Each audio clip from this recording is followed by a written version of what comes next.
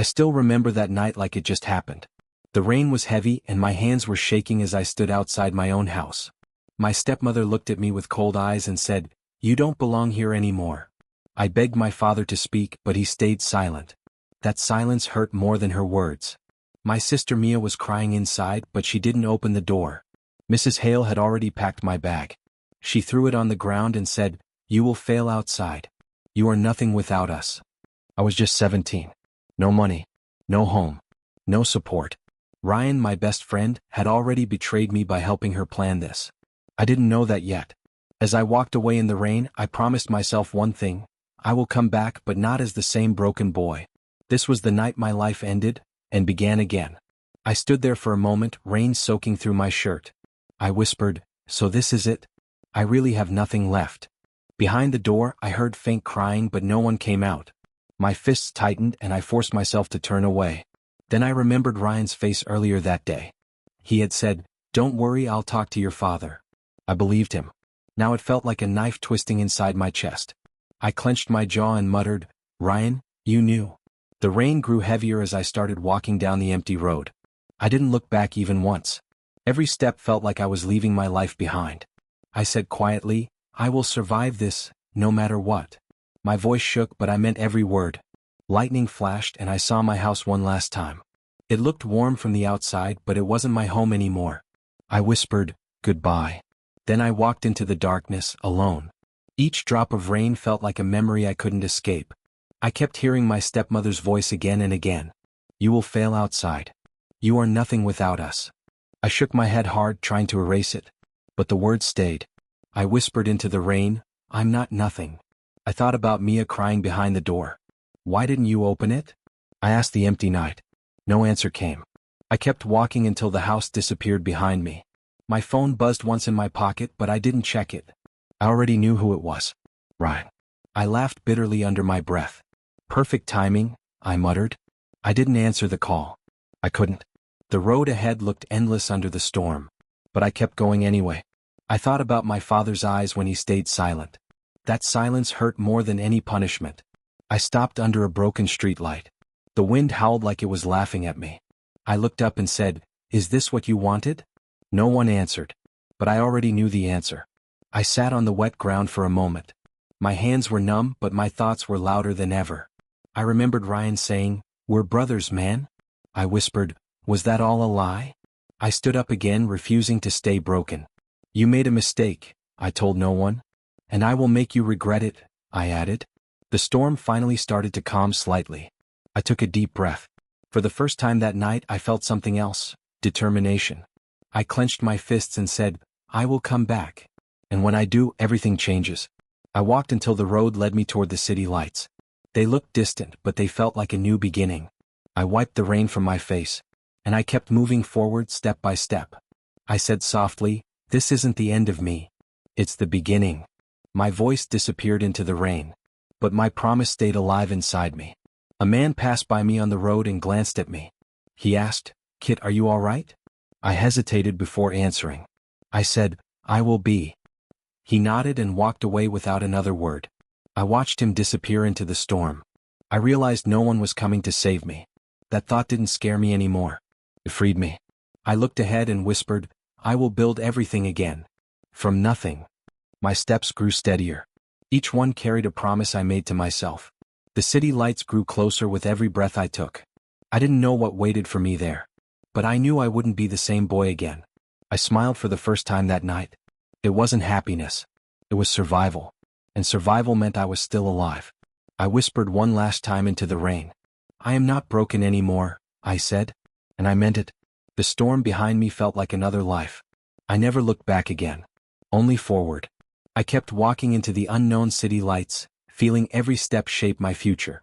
The rain slowly faded behind me, but the memories stayed alive in my mind. I told myself I would never return as the same powerless boy again. Every broken moment became fuel for what I would build next. And even though I had nothing, I had something stronger now. Hope and a promise I refused to break. I was finally becoming myself again. I slept near a bus station that night. The ground was cold and hunger kept me awake. Every sound felt dangerous. I whispered, "This city doesn't care if I survive." I met Olivia Carter there. She gave me half her sandwich without asking anything. She said, "You look like someone who still fights." That line stayed in my mind. I couldn't forget it. I started doing small jobs, washing cars, cleaning shops. People ignored me or insulted me, but I didn't stop. I told myself, keep going no matter what. Ryan avoided me now. I knew something was wrong, but I had no strength to think about revenge yet. I said, "Ryan, where are you now?" But no one answered. At night, I kept thinking about my sister Mia. I missed her voice. I whispered, "Mia, I hope you're safe." Slowly, survival became my only goal. But deep inside, I was still burning with pain. I walked through the city looking for work every morning. One man said, "Go away, kid, we don't need you." I replied, "I just need a chance." He laughed and turned me away. I told myself I wouldn't break. Every rejection made me stronger. I said, "Someday they'll regret this." I washed cars in silence for hours. Cold water numbed my hands, but I kept going. A shop owner shouted, "Faster." I said, "I am trying my best." Some people looked at me like I was invisible. But I was still there. I kept repeating, "Don't stop, don't stop." At night, I sat near the station again. The cold ground felt like ice. I whispered, "This is my life now." Then I closed my eyes for a moment. I dreamed of Mia calling my name. I woke up shaking. I said, "It was just a dream." Ryan didn't call anymore. I knew he was avoiding me completely. I muttered, "Coward." I stopped expecting help from anyone. Every day felt harder than the last. But I refused to give up. I said, "I will survive this city." I thought about Mia again. I missed her more each day. I kept walking even when my feet hurt. I told myself pain is temporary. One evening, Olivia found me again. She said, "You're still here." I knew it. I said, "I had nowhere else to go." She sat beside me quietly. She said, "Most people quit by now." I said, "I am not most people." She smiled slightly. She said, "Good answer." I asked, "Why did you help me?" She said, "Because I recognize pain." I looked away, not knowing what to say. She stood up and said goodbye. I watched her leave. I whispered, "Strange person." But I remembered her words all night. I kept working the next day. People still ignored me. But I didn't stop. I said, "They will notice me someday." I felt something changing inside me. It wasn't hope yet. It was endurance. I said, "That's enough for today." I lay down again near the station. I closed my eyes and breathed slowly. I whispered, "Mia, I'm still here." I promised myself I wouldn't disappear. I woke before sunrise. I said, "Another day." I walked toward the market again. Someone said, "You again?" I said, "Yes, I need work." They ignored me. I didn't stop. I whispered, "I will survive." I kept going. Olivia met me again near the station. She said, "You're still here every day." I said, "I have nowhere else." She asked, "Do you ever think of quitting?" I said, "Every second. But I can't." She said, "That's why you'll make it." I frowned and said, "Don't give me hope." She said, "You already have it." I stayed silent. I looked at the road ahead. It felt longer than ever. I said, "I just need time." She nodded. I whispered, "I won't break." Ryan's name crossed my mind again. I clenched my fist. I said, "Not yet." I walked away from the station. I thought, this city is testing me. I didn't fail. I worked until my body ached. I said, "Pain means I'm alive." I saw Olivia one last time that day. She said, "You're changing." I said, "I have to." She smiled and left. I sat alone at night. I said, "I'm not the same boy anymore." I looked at the stars. I whispered, "I will rise." I stood up slowly. I said, "Tomorrow I will keep fighting until I become someone they can never break again, completely, now, forever." I remember the day everything changed started with a broken laptop. I was sitting outside a small cafe when a man placed it in front of me and said, "Can you fix this?" I looked up and said, "I can try, but I don't have proper tools." He smiled and said, "Try anyway." I said, "All right, give me a few minutes." I worked on it carefully, my hands steady even though I was tired. I whispered, "Don't fail now." After some time it turned on. The man said, "Interesting, you actually did it." I replied, "It wasn't that hard, just needed patience." He asked, "What's your name?" I said, "I'm just surviving right now." He laughed slightly and said, "Everyone is surviving. I'm James Carter." I froze for a second and said, "James Carter, the businessman?" He nodded and said, "Yes." And you just impressed me. I didn't know what to say. He looked at me and said, you have discipline. You just need direction. I asked, direction? He said, come work for me. Small job. Let's see what you can become. I said quietly, why me? He replied, because you don't quit. For the first time I felt something strange inside me. I said, I'll try. He said, good. Don't disappoint yourself. The next day I walked into his office feeling like I didn't belong. A woman stopped me and said, you must be the new helper. I said, yes. She smiled and said, I'm Sarah Lane, company lawyer. I said, I don't know anything about this world. She replied, then I'll teach you. I asked, why would you help me? She said, because I see potential. I whispered, nobody ever said that to me before. She said, get used to it. She started explaining business basics slowly. I said, this is complicated. She said, not if you stay focused. I replied, I'm good at focusing when I need to survive. She looked at me and said, then you'll rise fast. At night I sat alone thinking about everything. I said, is this real? I remembered Mrs. Hale's voice saying, you will fail outside. I clenched my fists and said, you were wrong. I thought about me again and whispered, I hope you're safe. Ryan's face came into my mind and I said, you chose the wrong side. But I didn't feel weak anymore. I felt aware. I said, so this is how power works. James Carter's words kept repeating in my head. You don't quit. I whispered, I won't. The city no longer felt like a punishment. Felt like a test. And I was finally starting to understand the rules. I stayed after work and said, I want to learn faster. Sarah looked at me and said, you're pushing yourself too hard. I said, I don't have the luxury of slowing down. She replied, that's exactly why you will succeed. James Carter called me into his office. He said, I see you working harder than anyone here. I said, I just don't want to go back to nothing. He nodded and said, then you understand value now. I asked, can I really become someone here? He said, that depends on how far you are willing to go. I whispered, I will go all the way. Sarah smiled and said, that's the spirit. I sat at my desk later and thought about Mia again. I said, I hope she still remembers me. Ryan's betrayal still burned inside me. I said, one day I will face you again. Sarah walked by and said, you look lost in thought. I said, I'm just remembering where I came from. She said, don't let it control you. I said, I'm trying not to. James Carter said, you are no longer just surviving, now you are building. I said, then I will build everything I lost. He said, good, remember that feeling. I walked out of the office feeling different.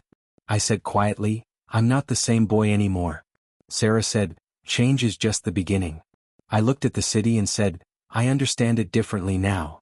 I whispered, this city will shape me, not break me. James Carter said, you are ready for bigger responsibility soon. I said, I won't waste this chance. Sarah said, then prove it every day. I nodded and said, I will. I left the office thinking about everything ahead. I said, I am not powerless anymore. I looked at my hands and said, these hands will build my future. I walked into the night and said, the past will not define me. I whispered, I am becoming someone new. Sarah's voice echoed in my mind saying, stay focused. I said, I will stay focused no matter what. James Carter said, power comes from control, not emotion. I said, then I will learn control. I stopped and looked at the skyline and said, my journey has begun. I whispered, I will never go back to who I was. Sarah said quietly, you're changing fast. I said, I have no choice. James Carter said, that is what makes you dangerous. I said, I just want to be free from my past. I whispered, freedom starts with strength. I said, I will become stronger than everything that ever broke me. 2 years passed. I worked day and night. I learned business, leadership, and negotiation. James treated me like a student, not a servant. Olivia stayed my only emotional support. One evening, Sarah told me something shocking. My stepmother's business was struggling badly. They were losing contracts. I didn't react, but inside I felt a strange calm. Ryan had joined their company. That hurt, but I didn't show it. I was now becoming someone people respected. But I didn't forget the rain, or the door that closed on me. James said, you are no longer a boy surviving, you are a man building. I said, I still remember the day I had nothing. He replied, that's why you won't lose again. I said, I don't want revenge. I want control. Sarah said, control comes from discipline. I said, then I will learn everything. Olivia said, you've changed since I first met you. I said, I had to, the old me couldn't survive. She said, you don't look broken anymore. I said, the broken ones either die or rise. Sarah said, your stepmother's company is collapsing faster than expected. I said, let it fall. Olivia said, you sound cold. I said, cold is what saved me. James said, good. Emotion clouds judgment. I said, I learned that in the rain. I said, when I was thrown out. Olivia said, you still carry that pain. I said, it carries me forward. Sarah said, you are ready for bigger responsibility. I said, give me everything you have. James said, that's a dangerous request. I said, I'm not afraid anymore. Olivia said, that's what scares me. I said, fear didn't save me before. James said, then you are ready for the real world. I said, I've been living in it since the day I was thrown out. Olivia said, and you survived. I said, barely, but yes. James said, survival is the first step to power. I said, then I'm already on the path. Sarah said, don't lose yourself in the process. I said, I already lost myself once. I won't again. Olivia said, that sounds like a promise. I said, it is.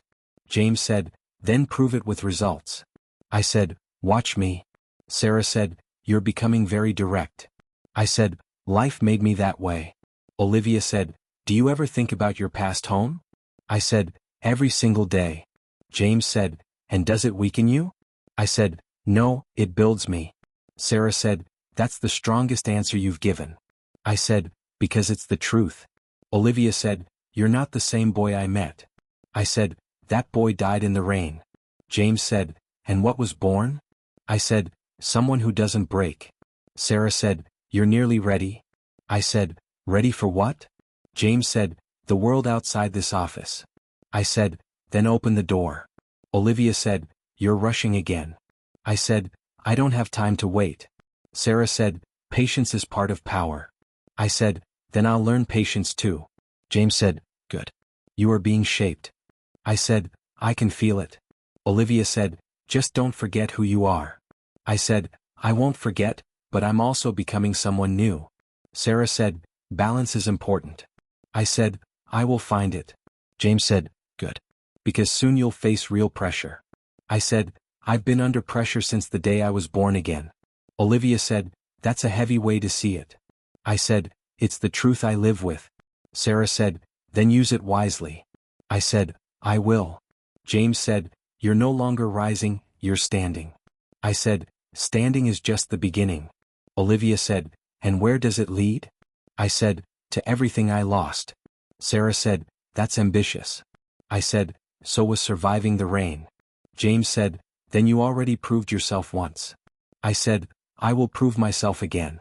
Olivia said, you don't sound like someone seeking approval anymore. I said, I'm not. Sarah said, then what are you seeking? I said, direction, and dominance over my past. James said, that's dangerous thinking. I said, danger built me. Olivia said, you're becoming someone people will fear.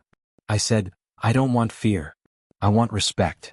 Sarah said, respect is earned. I said, then I will earn it. James said, you're almost ready to step outside these walls.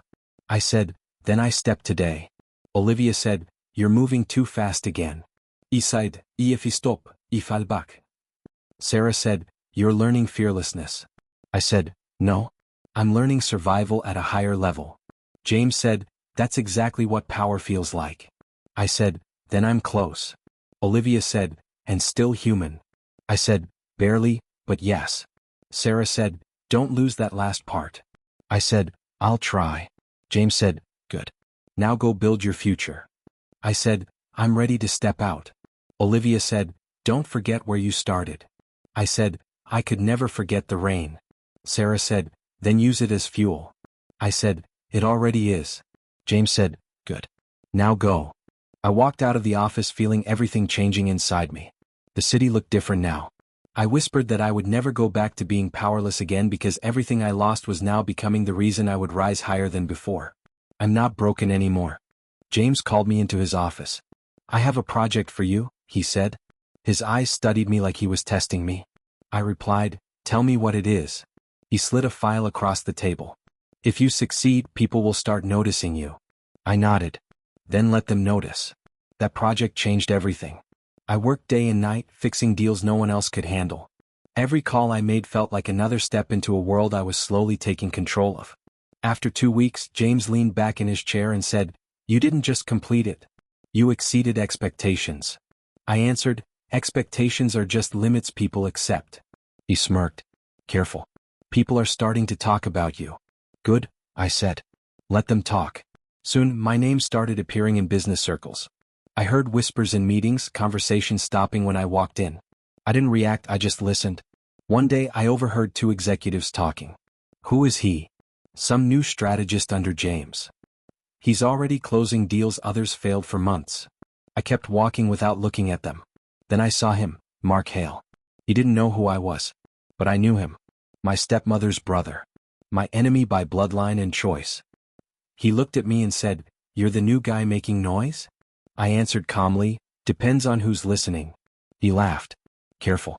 Noise gets silenced in this industry. I stepped closer. Only if it's meaningless. His smile faded slightly, but he said nothing more. From that moment, I started taking control of deals that companies tied to Mark depended on. Quiet moves, legal steps, nothing loud. Just precise. James noticed. You're shifting influence, he said. I'm just doing the work, I replied. That's not just work, he said. That's strategy. I didn't deny it. One night, Olivia called me. I answered. Her voice was softer than I remembered. Do you want revenge? I stayed silent. She repeated, I asked you something. Finally I said, revenge is for people who still feel trapped in the past. She whispered, and you? I replied, I'm already past it. But I didn't hang up immediately. The silence between us said more than words. Be careful, she said. Ryan is trying to reach you. I know, I said. Will you talk to him? No. She sighed. You're changing. No, I said. I'm just becoming clear. After the call, I stared at the screen. Ryan's name had appeared several times before. I ignored every attempt. Messages, calls, voicemails, deleted without listening. He was part of a world I was no longer inside.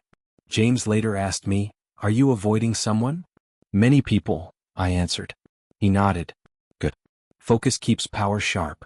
The next week, another deal shifted in my favor. Quietly, without announcement, a major client moved from Mark's influence to ours. I heard the news in passing. Mark Hale is losing ground, someone said. I didn't react. That night, I stood alone in my apartment. Olivia's words echoed again. Do you want revenge? I finally said to myself, they think I'm starting something. I paused. But I'm not starting. I'm returning. And for the first time, I smiled without anyone seeing it. James called again. You're playing a dangerous game, he said over the phone. I replied, I'm not playing. I'm building. He went silent. Then he said, be ready. Bigger players are noticing you. I said, let them. Ryan tried again to contact me. I ignored it like always. Olivia texted once more. I didn't open it. I walked to the window. City lights look different now. Everything is shifting, I whispered. And it was true. James sent another message. You're not ready for what comes next. I said aloud, I've already survived worse. Silence filled the room. Everything I built was no longer invisible. People were watching now, waiting for a mistake. But I wasn't making mistakes. I was making moves. Ryan doesn't understand what you're doing, Olivia messaged again. I didn't respond. James called once more. Last warning, he said. This will escalate. I said, good. Because I knew everything was already in motion. I stood there longer than I should have. The silence felt like a warning. But I welcomed it. Because warnings mean impact. And impact means change. I'm not afraid of any of them, I said quietly to myself. The city outside kept moving like nothing was happening. But inside, everything had already changed. James, Olivia, Ryan, Mark, they were all pieces now. And I was the hand moving them. I'll decide when the game ends, I whispered. And for now, I just watched everything fall into place. Quietly, I waited for the next move. Because I wasn't done yet. Not even close. Every deal, every silence, Every ignored call was building something larger. Something they couldn't see yet. Something that had already started moving without them noticing. And when they finally realized it, it would already be too late. I smiled again. This time without silence. This time with certainty. And I walked away from the window. The game wasn't starting. It was already mine. And I knew it. Completely. I wasn't chasing anything anymore. I was shaping everything around me, and every step forward only proved that their empire was already cracking beneath what I had become, and there was no turning back now ever. Sarah found me in the archive room. She shut the door behind her and said, "You need to see this." I looked at her and said, "What is it?" She handed me old files and said, "It's about the day you were thrown out." I felt my chest tighten. "Tell me," I said. She hesitated. "Ryan stole money from the company. A large amount. And he framed you." I stared at her. "That's not possible." She replied, "It is." Mrs. Hale never checked the records. She just believed him. My hands started shaking. "Why would she do that?" I asked. Sarah said, "Because Ryan convinced her you were the easiest scapegoat." I stepped back. "No, that was planned." She nodded slowly. "Yes." I asked, "Who else knew?" She looked down. "Your father tried to stop it." I froze. "Daniel?" I said. She whispered, "He wanted to tell the truth, but he was threatened." My voice broke. "Threatened by who?" She answered, "People above him. People he couldn't fight." I clenched my fist. "So everything was built against me." She said softly, "Yes." I turned away. "They didn't just betray me, they erased me." Sarah said, "Now you understand why they feared you." I didn't answer. My phone buzzed. Olivia was calling. I picked up. She said, "I told you I found something." I asked, "You knew about this?" She replied, "Not everything. But enough." I said, "Why tell me now?" She answered, "Because you're close to them again." I stayed silent. She said softly, "Now you understand why they feared you." I whispered, "I don't feel anything right now." She said, "That's worse." I didn't sleep that night. I kept replaying Sarah's words. Ryan stole everything and blamed me. My father was silenced. Mrs. Hale believed lies without truth. I sat by the window and said, "This wasn't betrayal. It was design." My hands were steady now. Cold. Controlled. I said, "I'm not the same person anymore." Olivia texted, "Don't lose yourself." I replied, "I already lost him." Silence filled the room. I said quietly, "Now I understand the shape of this war." I stood up from the chair and walked slowly across the room. Olivia called again immediately. I answered, "What now?" She said, "You're not seeing the full picture yet." I replied, "I don't need more pictures. I need results." She said softly, "This will destroy you if you rush." I said, "Everything already tried to destroy me once." She went silent for a moment. Then she whispered, "Your father didn't want it this way." I froze again. She continued, "He tried to protect you until the end." I said, "He should have spoken earlier." She replied, "He was afraid for your life." I said quietly, "Fear built this entire lie." She said, "And now you're rebuilding it into something else." I didn't answer immediately. I walked to the window again. City lights looked colder tonight. I said, "Ryan thinks he can reach me." I added, "Let him try." Olivia said, "This isn't a game anymore." I replied, "It stopped being a game the moment they erased me." I turned slightly and said, "They didn't erase me. They revealed me." Olivia whispered, "That's a dangerous way to think." I said, "Danger is what created me." She said, "Then you won't stop." I replied, "I already told you. I'm not chasing. I'm building." Olivia said, "Building what?" I answered, "Something they can't survive." Olivia said, "And Ryan?" I replied, "He's already inside the story. He just doesn't know it yet." Olivia said softly, "You sound like your father." I said, "No. He was afraid." "I'm not." Silence stretched between us. I added, "Tell Sarah I need everything she can find." Olivia said, "You're going too deep." I replied, "There is no depth left. Only truth." She said, "Then be careful." I said, "Careful is what got me thrown out." Olivia said, "I'm worried." I answered, "Don't be. I'm finally awake." I sat back down and stared at the ceiling. Olivia said, "You're not alone in this." I replied, "I've been alone since the day they chose a lie over me." She said softly, "That's heavy to carry." I said, I don't carry it. I use it. Olivia said, what happens next scares me. I replied, it should scare them, not you. She asked, do you still trust anyone? I said, trust is not part of my plan anymore. Olivia whispered, then what are you becoming? I answered, what they created when they broke me. I stood again and walked toward the door. Olivia said, where are you going? I replied, forward. Only forward. She said, don't shut me out. I paused and said, I'm not shutting you out. I'm just not stopping. Olivia said, then promise me one thing. I asked, what? She said, don't let revenge erase you completely. I said quietly, revenge is not what I'm building.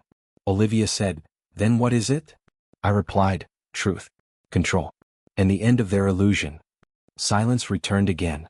I looked out the window one last time and said, this is only the beginning.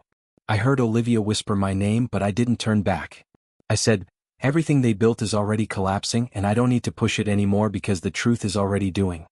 I returned 5 years later, not as a broken boy but as a businessman standing beside James Carter.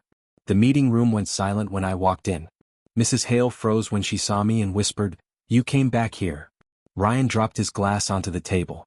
No way. My father looked older, tired and broken. Mia ran toward me crying, Ethan, please? I did not speak at first.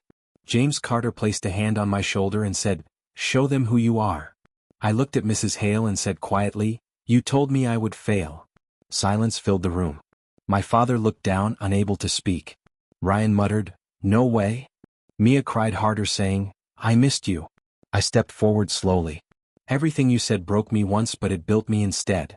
Mrs. Hale tried to speak but stopped. James smiled slightly and said, this is only the beginning.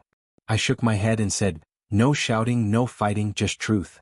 My father finally whispered, son, I was wrong. I looked at him and said, you left me when I needed you. Silence spread through the room again. Mia grabbed my hand tightly saying, don't leave again. I said softly, I am not leaving. Ryan looked at me and said, how did you do this? I replied, I learned from every failure you gave me. Mrs. Hale finally spoke weakly, we thought you would disappear. I smiled and said, I just became stronger. James stepped forward and said, gentlemen, this deal depends on him. Everyone looked at me again. I came back to finish what was started. Silence turned heavy and deep. Mrs. Hale finally understood everything was changing. I looked around the room slowly and said, this time I am in control. James nodded approvingly. My father finally spoke again, Ethan, I don't know what to say. I answered, you already said enough years ago. Mia held my hand tighter saying, please stay. I promised her. Ryan whispered, this is unbelievable. Mrs. Hale looked defeated. I said calmly, I didn't come for revenge. I came for closure. James added, and now you have it. My father walked slowly toward me and said, I regret everything I did. I replied, then remember it and change it. Mia cried softly saying, I waited for you every day. I know, I said. I never forgot you. Ryan looked away ashamed. Mrs. Hale said softly, we were wrong. Yes, you were, I nodded. James stepped closer. The contract is ready. Proceed, I said. Ryan swallowed hard. My father looked at the papers silently. Mia stood beside me holding my arm. I never needed your approval to survive, I said.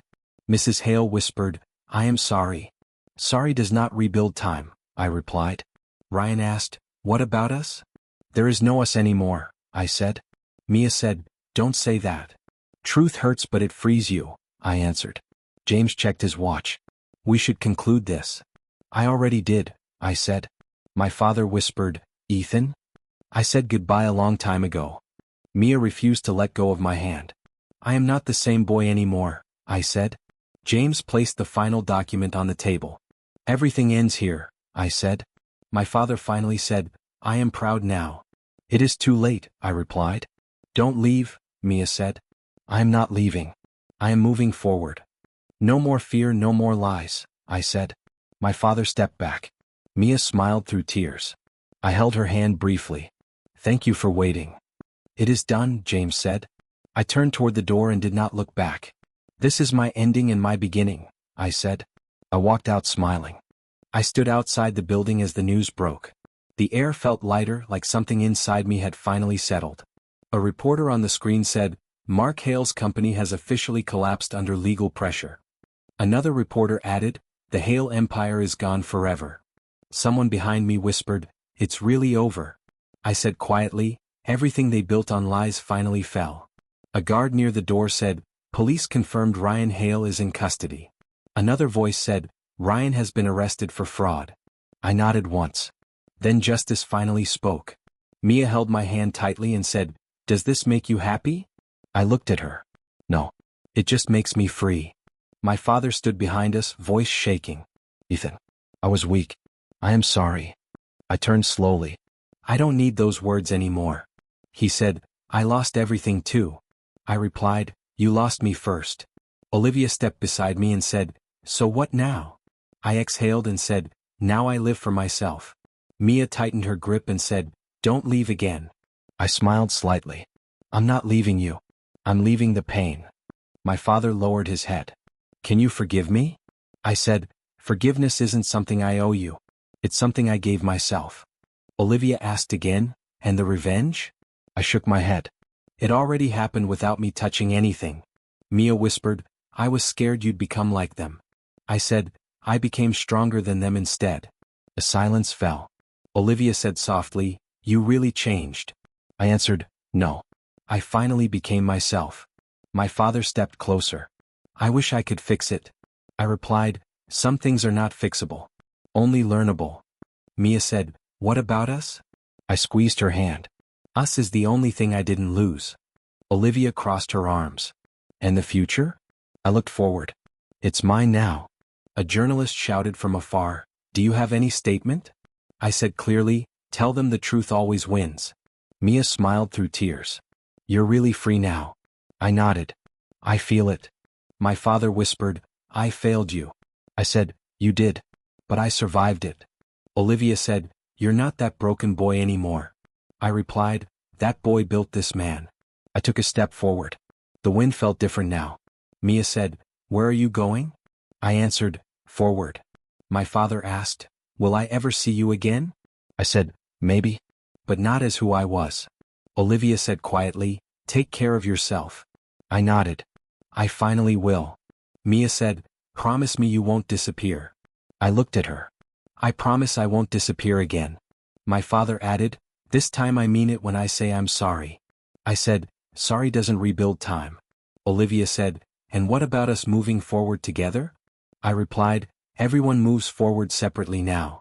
Mia said softly, but I want to stay with you. I answered, then stay but not in the past. A guard outside said, everything is finished here. I said, good. Then I can finally breathe.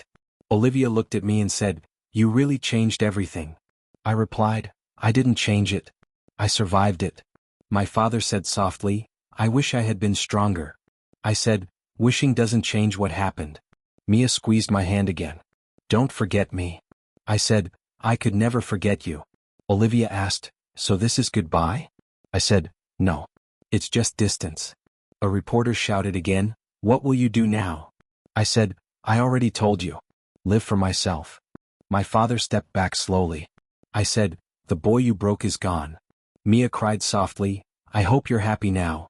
I said, for the first time I am. Olivia nodded, then it's worth it. I took one last look at them. I said, this is my ending and my beginning. I turned away and walked forward. Mia called, Ethan. I didn't turn back. I just smiled. The past stayed behind me. And for the first time I felt completely free. I heard footsteps fade behind me as I kept walking forward. Olivia called softly, don't lose yourself again out there. I replied without turning, I already found myself. My father said one last thing, be better than I ever was. I said, I will be better than all of this. Mia shouted again, I love you. I paused briefly and said, I know. The wind brushed my face like a new beginning. I whispered to myself, this is freedom. Olivia said quietly behind me, good luck, Ethan. I answered, good luck to all of us. I kept walking until their voices became memories.